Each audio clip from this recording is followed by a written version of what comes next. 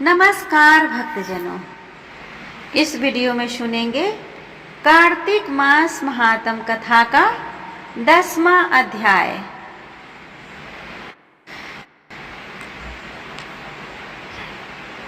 जिसमें जालंधर की उत्पत्ति के बारे में बताया गया है।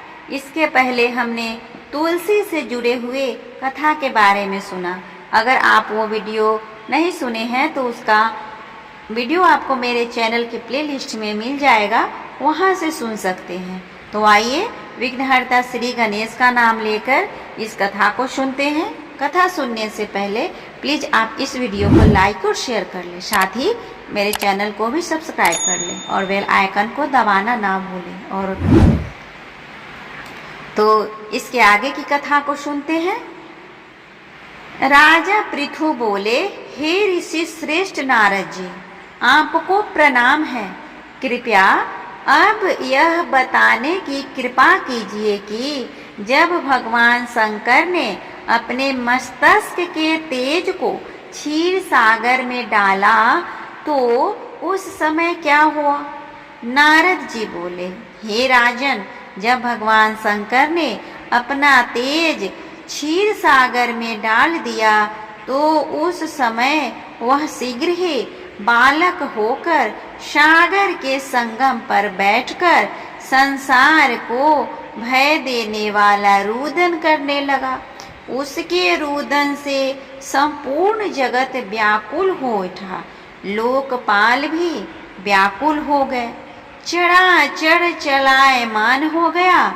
समवत सुवन के रुदन से संपूर्ण ब्रह्मांड व्याकुल हो गया।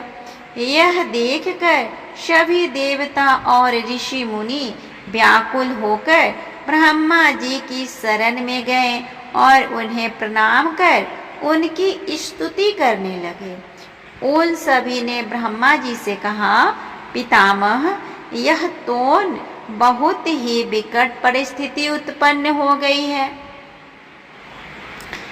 हे महायोगीन, इसको नष्ट कीजिए। देवताओं के मुख से इस प्रकार सुनकर ब्रह्मा जी सत्यलोक से उतरकर उस बालक को देखने के लिए सागर तट पर आए। सागर ने ब्रह्मा जी को आता देखकर उन्हें प्रणाम किया और बालक को उठाकर उनकी गोद में दे दिया। आश्चर्यचकित होते हुए ब्रह्मा जी ने पूछा, हे सागर, यह बालक किसका है? शीघ्रता पूर्वक कहो।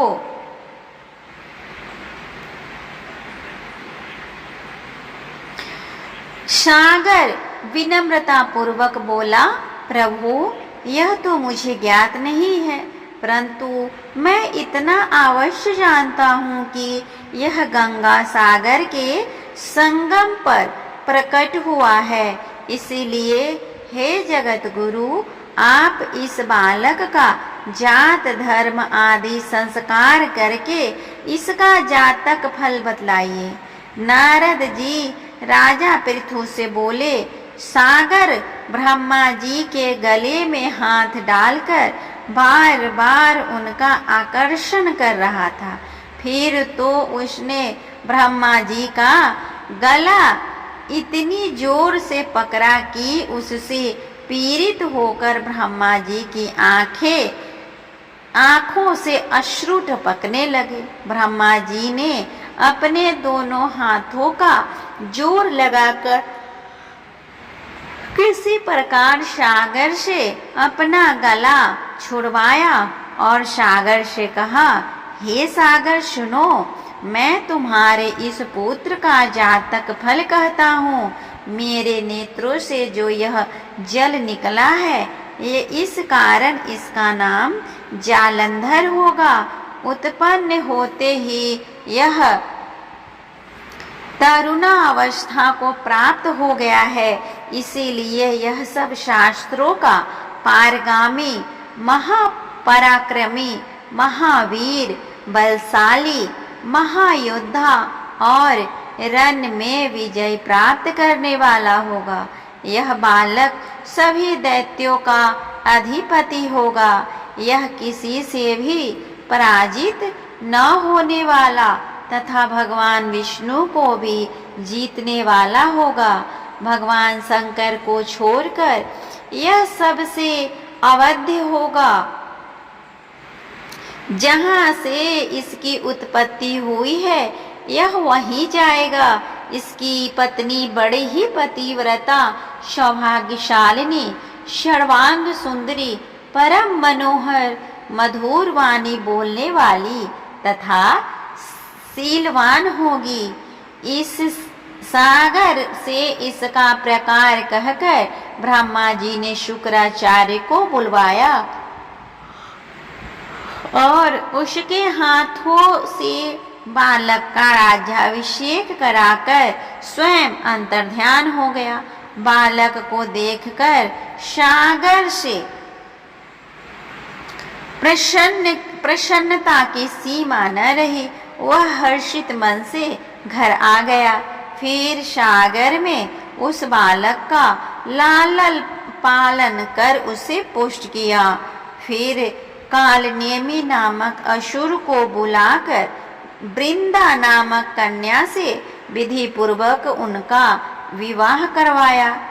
उस विवाह में बहुत बड़ा उत्सव हुआ। श्री शुक्राचार्य के प्रभाव से पत्नी सहित जलंधर दैत्यों का राजा हो गया। इस तरह हमने सुना कार्तिक मास महात्म कथा का 10वां अध्याय, जिसमें भगवान शिव शंकर से के क्रोध से उत्पन्न जालंधर के उत्पत्ति की कथा के बारे में वर्णन किया गया है। इसके आगे के वीडियो में इससे आगे की कथा जानेंगे। उम्मीद करती